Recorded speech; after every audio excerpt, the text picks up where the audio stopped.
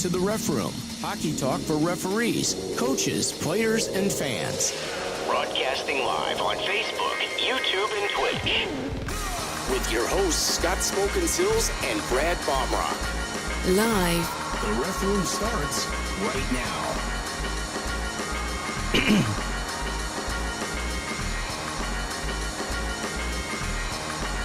And now your host. Oh, yeah. Welcome to another edition of the Ref Room. I am Scott Smokin Silz, joined by my man, Brad Baumruck. It is the summer edition. As things are heating up here in Chicago, we're getting close to 90 degrees. Hope you guys are doing well out there. Brad is just back from, what did you call this thing? The Hockey Congress or something? USA Hockey Congress. Congress, okay. USA Hockey Congress. So basically that's all the big wigs all go to Colorado and find out more about what's coming for the coming season. It's not, all the bigwigs. It's all the local affiliates and people that do work around in those affiliates. And it's nice to go out there because especially in Illinois, the referees don't get to really meet a lot of the affiliates. And I think that could be in other places, but I don't know for sure. But it's nice to put some faces with some names that you see on emails and, get to hear them and tell us how much they support us. So it's kind of very nice to go out there and socialize. And then, the Hall of Fame dinner is then too. So they do all the inductees to the Hall of Fame. It was a nice time. So very cool. Enjoyed it thoroughly. You played golf out there too, didn't you? Maybe. How is that playing in Colorado where the altitude's a little different? Did you actually hit the ball like 300 yards or? Well, I still stink anyways, but no, it wasn't more the distance that I was having the problem with. The the keeping it going straight every time and putting together more than one or two shots. You hit it 300 yards. It's just 100 out and 200 to the right. That's,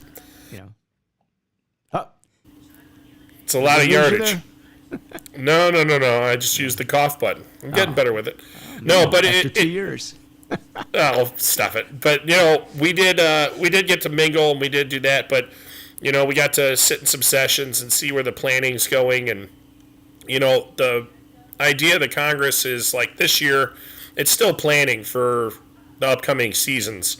Because right now it's not a rule change year. When the rule change year happens, that's what's going to be real big.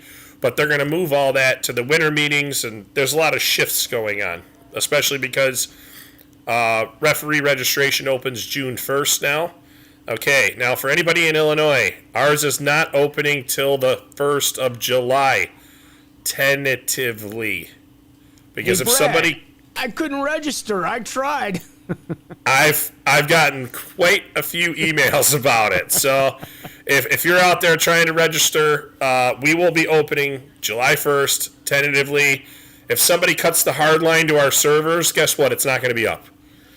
So just bear with us, but that's our set date. We're pretty planned on most of our seminars. We actually have a committee meeting tomorrow to see where that's all going to be. The seminars were up on USA, but that was causing more questions. So right now, the date is up there with 1, 2, 3, and 4. It tells you that it's going to open July 1st. So the process, you could go in and register if you're in Illinois for the Yep. USA hockey portion, which is your test that you've got to take, and getting screened, and safe sport, and all the other knickknacks that go along with that.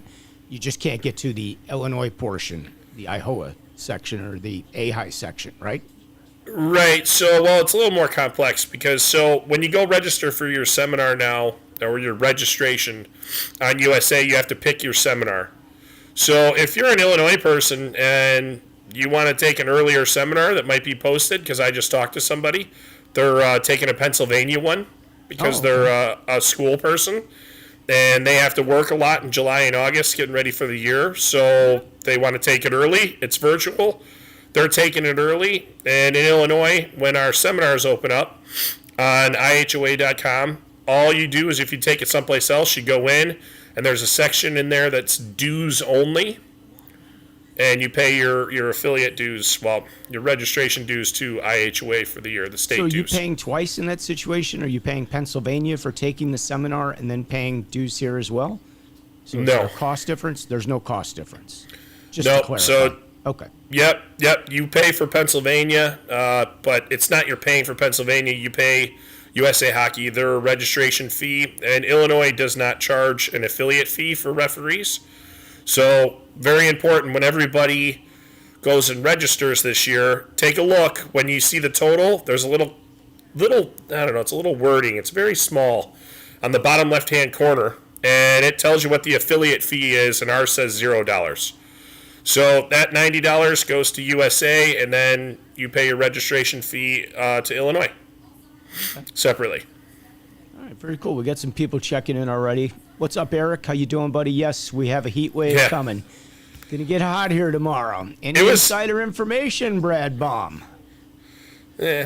Not really, to be honest with you. I mean, the biggest thing is the new initiative is to humanize officials. Really? Because Are we the ones that are having to humanize, or are the parents and the coaches supposed to humanize towards the official? they're gonna try and make it to where they come from. The officials are human beings, not just people getting yelled at. So one of the initiatives is to introduce yourself. We already do that. Some of the coaches won't even talk to you. They will go pick up like dirt. They'll pick up chewed gum off the bench before they'll even acknowledge you're there. But that's going to be. I don't want to point out the organization, but I'm happy to point out one of the AAA organizations that does that. Let's not. And then, but that's going to be taught at all the coaches' seminars, and it's going to be, hopefully expected, and it's going to come from the affiliates, and it's going to come from USA Hockey. So officials need to also go over and talk to the coaches, because I can tell you I've been to lots of games, and the officials don't go say boo to the coaches. You got to be kidding me. And I'm surprised by that. I mean, from day one, and I've been doing this 10 years now. I know. You got your pin. I have to put it in front of my face so it focuses. So you got to take Yeah, the put eyes that out. on. Put that on your suit jacket. Yeah, put that in your peace pipe and smoke it on up. Hey, I have mine. I wish you would have told me. I would have grabbed it. I would have grabbed my desk set and my money clip. I have them all. Yeah, I haven't seen them, but this is what you Saved. get after 10 years, folks, right here. It came in the mail the other day, and you get a letter that's mechanically signed thanking you for your service. So appreciate that. A lot of those go out, so I know. You're getting something. Think about it that way. But here's the thing. Like, honestly, we were taught from day one to go over and introduce yourself to the coach and say hello and shake their hand. I mean, I'm just shocked if guys aren't doing that. I mean, I can't. Maybe one or two times, even if I run late and I show up late, at some point I'll still go over and say hello to the coach. Even if for some reason I was delayed at my other game or something and I get out there late, at some point when we get a stoppage, I'll come over and say hello, apologize for getting there late or something. All the guys I work with go over and talk to coaches. I mean, yeah, it's not 100%, but they're trying to get everybody working on the same page, so there isn't that they're picking up gum or dirt off the floor or whatever it is. So cleaning that's vomit over there in the corner, okay? But anything not to talk to the referee. Well, hey, it is what it is. But there's only a couple of those. There's not many. I will tell you that. There's only a couple of them. That's why they stand out when that happens. So, all right. Well, anyway, I can tell you if I'm running late or something like that, there's only very few select times that I don't go say hi to the coaches, and normally that time is I've refereed them so many times. Normally they've caught me on the way in and said hi, or I've just seen them so many times that like just the little head nod is just enough. Yeah, how you doing? Because you both because you all know each other, so it's like we're gonna get through this as usual, and you guys know my shtick and I know your shtick, and we'll just roll with it. There you go. All right, very cool. Well, yeah, so you can actually download your test. So Carl has chimed in. What's up, Carl? So a lot of poorly worded questions on the open book test. Barely passed with 90 correct. Well, that's all you have to get. You passed. There is a retake, right? You do get a retake after like 7 days on the questions that you missed, if I'm not mistaken. All right. So that got changed. So if you're a level 1, you still have to wait 7 days. In order for your retake, if you're a 2, 3, or 4 and you don't pass, you can take it after 24 hours. Oh, okay. Do you take the whole test or just what you missed? Just what you missed. They are not making you redo the whole test. That and you used only to be get a one thing. chance at that? Is that the deal at that point, or do you get a second? How does that work? Where do you go from a level 4 to a level 2 real fast? You get one shot on the retake. One shot on the retake. So you better get it going good. Yeah. Because my personal experience over the years with the open book test, and I learned this even at a couple of the district seminars.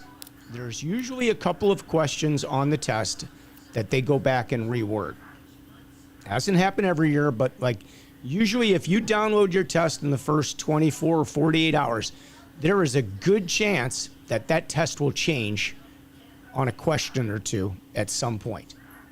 No, I don't know anything about that. I'm just speaking from history that there have been, some things that were either confusing or worded a little differently, or something just wasn't the way it was supposed to be, and it got fixed. So that's just, a little hint. Maybe wait a couple days before you download the test.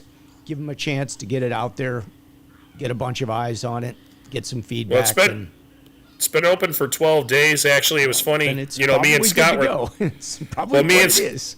Me and you were talking about it before this, Scott, and I jumped on there to just to look at it because I had registered, and just to go take a look and see where it's actually under. So just so everybody knows, there's an open book section, and then there's the closed book. And I looked at mine, and it looks like you can enroll in your open book test or the test for this season. There is no closed book test, but that closed book link is still there. They're just probably working on getting rid of it. So go to the open book test and take your test. Are they still short-staffed? I don't know. Okay. I know that was kind of a little bit of an issue I heard, so I don't know. Anyway. All right, cool. Go ahead, finish up. No, that was it. That's a full spiel? All right. Yeah, that was the spiel. So, right, but Karen says, College Hockey Player of the Year, Hobie Baker Award winner, Dryden McKay from Illinois. Congratulations, man. That's awesome. Yep. Very cool. Let's see what she says here. Said his dad, Dr. Ross McKay, is a goalie coach in the area and was with the Hartford Whalers organization. Well, love the Hartford Whalers. Love those uniforms. Now, do you know why his first name is the name that it is? Who's Ross or Dryden? Probably Dave Dryden or a Ken Dryden, a goalie coach. Dave Dryden was my goalie coach at one point in the summer. Ken Dryden played for the 80 Olympic team. Yeah, very cool. Or no, he announced it, I think. 80 Olympic team? No, because that would have been what's his name? He was more in the 70s. That's a mistake. Early 80s. No, he was the one that announced the miracle. He's the one that said, "Do you believe in miracles?" I think. I'd have to go look that up. But anyways, he was a goalie, so there you go. All right. Well, that's why he explained it at the dinner. I won't lie. I wasn't really paying attention at that point. I was answering emails, so I won't lie. I'll be the first one to be caught. So what do you think of our Stanley Cup Finals, Colorado and Tampa? I think it's an excellent one. I got two feelings on that. I want Colorado to win, but I also want to see Tampa Bay win 3 in a row. Yeah. That's the big thing. I think Colorado is very well rested. I think a lot will depend on how they come out and play the first game. They've been on a rest for a while after I think they had a sweep, didn't they? Or close to it. So, they swept everybody except for St. Louis. So, they've been sitting for a while. So with that being said, do they need a game to recoup? All right, Ben Stark's chiming in here. Ben says, Al Michaels said, "Do you believe in miracles, Brad?" And I would agree with Ben Stark on that. I think ding, ding, right. We have a winner. You are correct, Ben. Yeah, well, hey, thanks for backing me up there, Scott, and figuring it out before Ben could throw that in there. Yeah, exactly. Hey, what are friends for? Nothing in this group. It's a rough crowd here, buddy. Oh, boy. So did anything come up at the meeting? Was the delayed offside discussed at all? Were any of the rules discussed during this with the changes that took place from last book to this book, since now they've had a year to kind of look at things? Other than they put out data, and I don't have the actual physical hard copy yet, so I know that we'll get it, and we can talk about some of those things like how much hitting from behind is, and head contact, and we can talk about it, and then look at the incidents of 601. Like, they have it all mapped out, and the severe incidents, but you got to remember too, we're coming off the quote unquote season, the COVID season, so the numbers aren't going to exactly we're still talking about match that? up. Come on, It's true. I mean, that was the first year without it, so how do you really compare those 2 years of numbers? Well, did delay offsides come off this year, or did it come off year before? Are we in our second year or first year? This will be the second year because it was 21. We got the new book last year, right? Yep. So you can't. We got a full season in with the delayed offsides gone. Yeah, but if you compare it to the year before, your numbers aren't even going to be close. It's interesting because they just had a major AAA tournament in town last weekend, which is preparing players for the Brick tournament in Edmonton, and that's squirts and peewees, and they eliminated the instant offsides. They played tag up offsides. They played ice the puck on the PK, all in preparation for going to a tournament in Edmonton. And wow, the games move. They move quickly. First of all, you don't get a lot of icings. Those teams don't ice the puck. They control the puck. They don't have a ton of offsides. You get a few. But, they keep it moving. Even guys that aren't used to playing with that standard All right. really like it, I think. Hang on, Scott. So it's actually kind of funny because this has been a hot button item between you and me talking over and over and over again. Yep. So there was actually a report put together. And the number one thing that stuck out in my mind was 2020 Nationals U14s, 2021 Nationals U14s. The U14s in 21 with the new rules were 1 minute and 39 seconds faster games than the 2020 ones. See, I got that out of you without even having to ask the question because I just led you right to it. Thank you. Hang on, and then the even better one was the U15s. The U15s were like 5 minutes and like 32 seconds shorter than the 2020s. See, so listen. My opinion is this: the AAA kids at that level will make the adjustment. I think, you do have the game moves either way. It moves either way. It could be a number of reasons why the games might have been a minute or two shorter. You just don't know. I don't think that was an average. The late offsides, and I don't think it's the icing, because you don't get a lot of icings at that level. You don't get a lot of offsides at that level. It's Bantam, it's Midget Northwest, it's. I hear you. I know the tier 2 though. 30 icings and 30 offsides, and they go an hour and a half, 40 minutes. See, and I didn't find any of that doing them either. So I don't know. I had like 0 of those games. I did have one game though. It was like the last 4.5 minutes of the third period, and it was 5-1, I think, at that time. Every time we dropped the puck, we had a whistle. Like, we dropped it, went to the goalie. Dropped it, iced. Dropped it, went outside the zone because the defenseman missed it, offsides.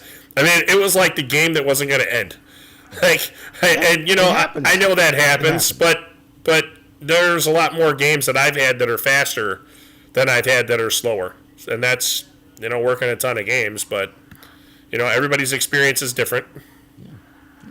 Okay. All right, we got a couple more questions here. Let's see. Well, we have an example of a difficult question, but before that, Mark Bialco. Love the disco look, Smokin. Yeah, I got to go there, Mark. He's got the fish in the background again this time, too. I got to live the life, right? I've chosen this life, so I have to live it. All right. Carl says, a goalkeeper has been assessed a misconduct, but before play resumes, the goalkeeper is assessed a game misconduct penalty. All right, goalkeeper has been assessed a misconduct. Mm-hmm. But before play resumes, the goalkeeper is assessed a game misconduct penalty. Mm-hmm. Okay, let's see what part. Who served penalty? Nobody.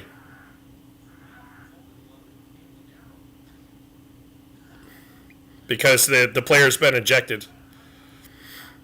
You don't have to put somebody in the box for 10 minutes in that one. It's a weird situation. Yeah. But yeah, for the goalkeeper. If it had been just a goalkeeper misconduct, a player on the ice, and this is important. This is a great one. At the time of the infraction. It's a player on the ice that has to serve that 10-minute misconduct. You want to talk about pissing one of your boys off quick? Put one of your best players in the box for 10 minutes over a goalie misconduct. At the time of the infraction. Right. But because he's been removed from the game, nobody needs to serve that. Just like if you had a player going in 2-10 and another guy going in for a 2-minute, right? Well, normally you'd have somebody serve. You're going to have that 2 served. Well, if that guy gets a game misconduct on the way out there, nobody has to go serve his 10. Need to do it. Exactly. So they basically kind of give you the free out there because they got ejected. That's, if a goalkeeper has been ejected at that point, they're pretty much shorthanded for the rest of the game. Because unless they were playing their second goalkeeper and he was mad, like that he was the second goalkeeper. But yeah, nobody needs to go in the box for that 10 minute at that point. They've been ejected, been removed from the game. Yeah, it's I think that's a good rule. I mean, why put somebody in the box? I mean, we've actually shortened penalties up to give players more of an opportunity to play where they should be playing. But, it was interesting. This tournament this past weekend, these are squirts and peewees playing. They play 12, 12, 15, and yet they still going with 2-minute penalties. Is Canada still on 2-minute penalties, or did they reduce? Do you know off the top of your head? I do not know. I'm guessing they must still have delayed offsides, ice the puck on the PK, and 2-minute penalties. Their rules have not changed, so this is different in the U.S., I believe. If anybody knows, put it in the comments. But I do know that the icing the puck on the penalty kill is still a legal play up in Canada, and they do play tag up offsides. So, that's just how their rule book is, and that's how they play. And our rule book has been changed by our entire community, and I'd encourage anybody to submit a rule change when the opportunity comes up, because anybody can submit it. That's right. Just make sure and do your research. Put in a good word and make sure that it goes through in your best way. That's the way I would suggest it. Exactly. It's interesting because, so many of the coaches still with the delayed offsides, and it's like, guys, you're the ones that make the rules. That's who makes the rule changes. It was made by, the people of coaches, voters, anybody. So it was all. That's what you've selected for us to do. So, and I know you're of the opinion that that's going to be a thing for the future, that we probably won't go back even in the higher levels, that it will change at some point and be that way throughout. So that's, I don't know for sure. I mean, I just know that it's been pretty successful talking to people. So, we'll see what happens. No speculation.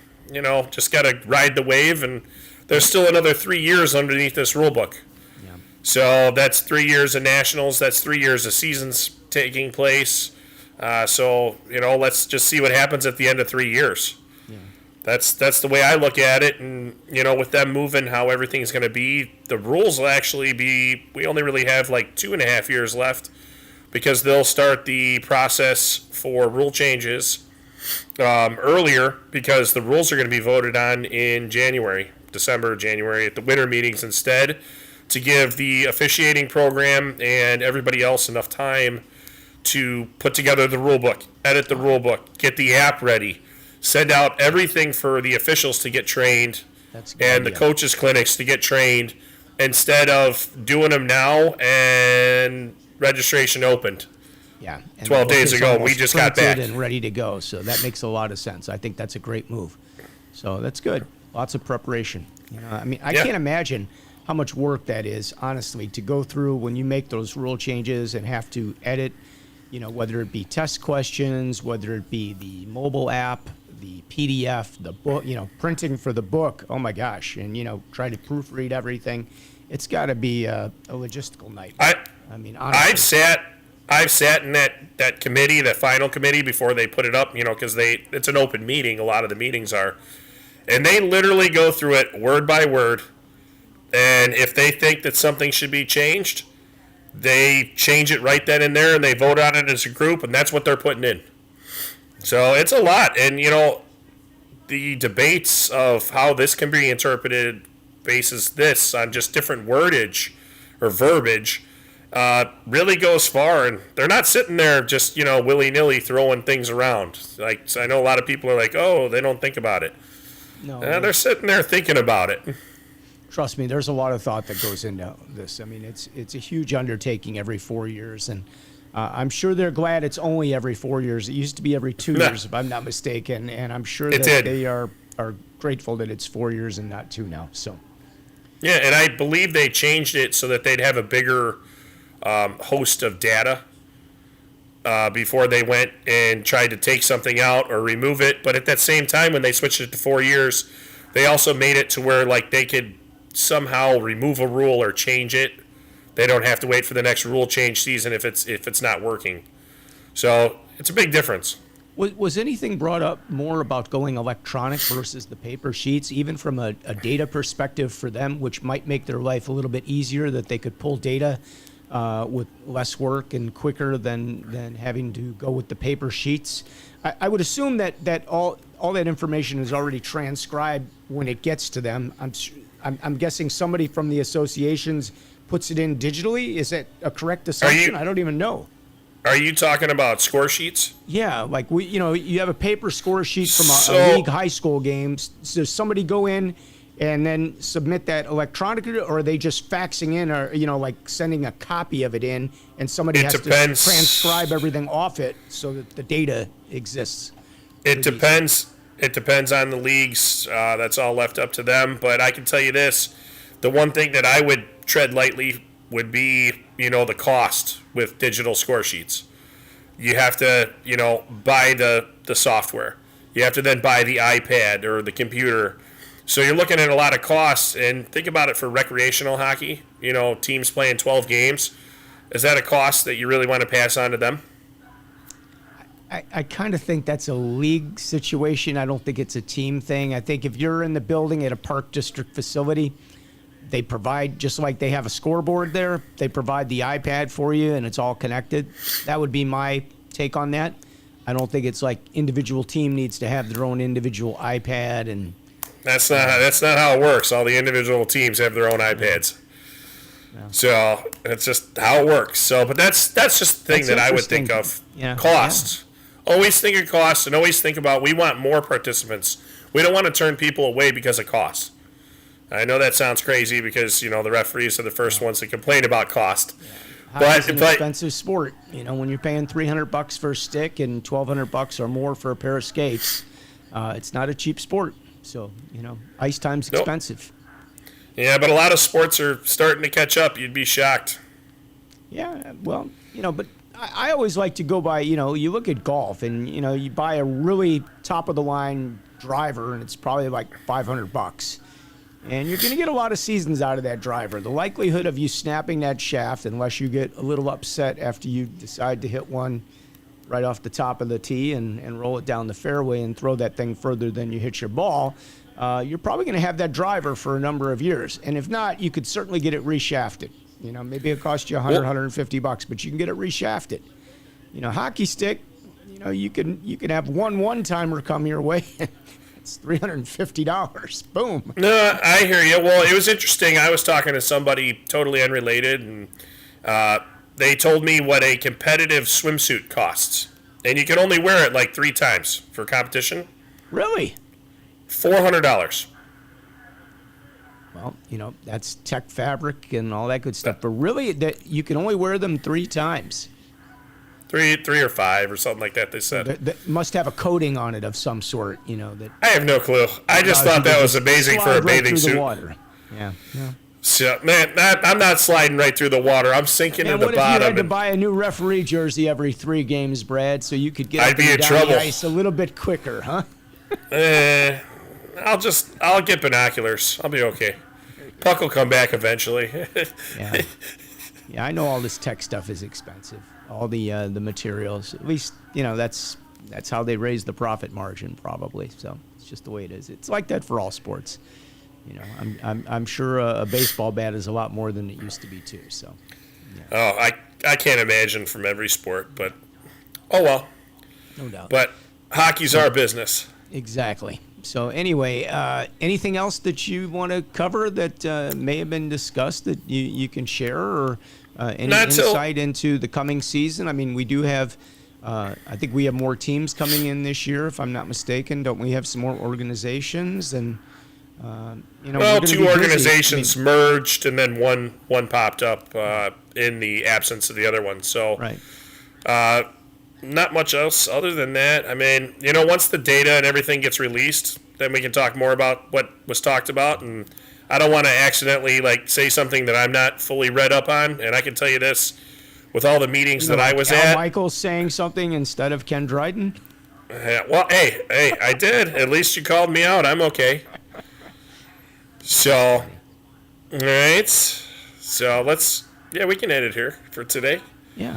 I mean, we're going to keep it short anyway. It's almost 90 degrees outside. It's too nice. So, it was 91 here. Keep it short. We'll have some really great guests for the summer as we gear up moving towards the season with more or less a September start. Kind of September 1 is kind of the kickoff for hockey. Unofficially, it's really more like October 1st. But, the games start to show up like that first week of September as everybody's back in school and they've had a chance to get on the ice and get things together. So, we'll just kind of keep it rolling here. So we'll stay with you guys weekly on Mondays, maybe a little shorter. We've got some good guests planned, some great guests planned, actually.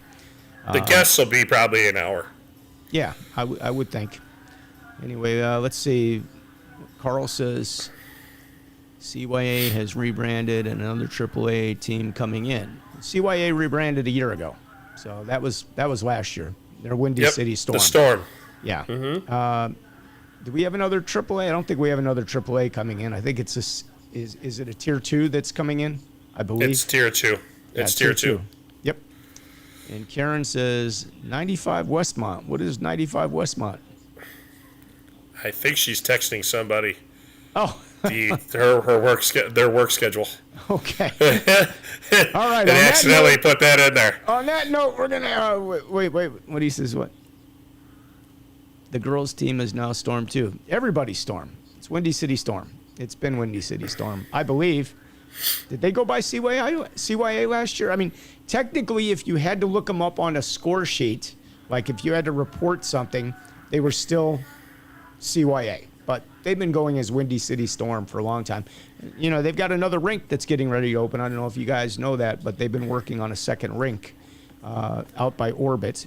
It's not attached to the building. I don't believe it's in the, further back in the lot if you keep going. But so they're going to have more ice there. So there will be some movement with some of the teams in terms of locations and stuff where they're playing. So I'm sure we'll have some more to talk about as we get closer to the season with regard to that. Oh, Karen says 95 degrees in Westmont. Okay, now I understand. All right, so now we get it. Degrees. All right, so we put those together. Now we got it. 95 degrees in Westmont. All right, everybody. You guys have a great week. Thanks for joining us. This is the Ref Room. We do it Mondays starting at 5:30 with my man Brad Baumruck, who is now referee-in-chief Brad Baumruck. Yeah, shake your head. Shake your head. It's not going to stop this, are you? So I didn't call you Ricky today, did I? Referee-in-chief. Probably got old. So, yeah. All right. All right. All right, man. Have a good week. We'll see you guys next week. Don't forget, if you want, you can always support our channel by going to buymeacoffee.com/refroom and purchase some caffeine for either one of us, and we would always appreciate that. So we'll talk to you guys soon. Have a great week on behalf of both of us. We'll talk to you next week. Peace out.